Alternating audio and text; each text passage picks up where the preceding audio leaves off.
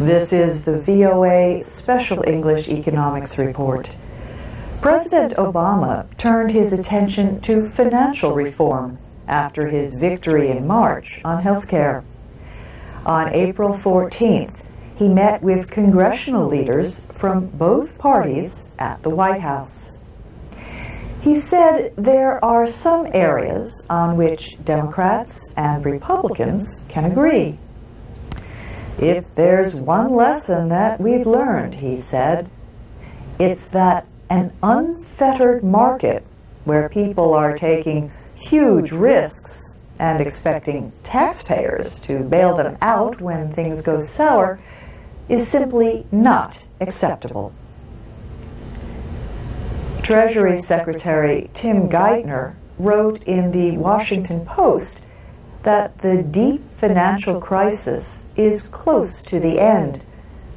But he said the nation must not forget the near collapse of the banking system in 2008 without fixing the causes. He told the American Society of News Editors in Washington that no one is arguing against new financial protections. The debate now, he said, involves how to design a system that lets big financial companies fail without harming the economy. In December, the House of Representatives passed the Wall Street Reform and Consumer Protection Act. That bill would create a new Consumer Financial Protection Agency.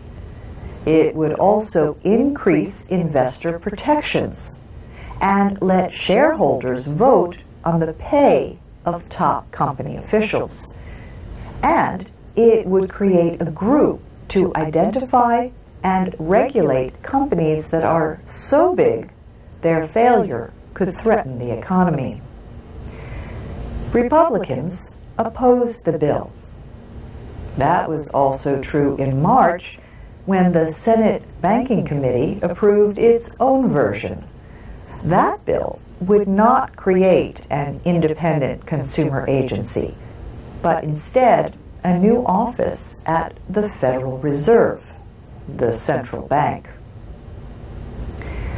Senate Minority Leader Mitch McConnell of Kentucky said the bill would make future bailouts more likely, not less likely.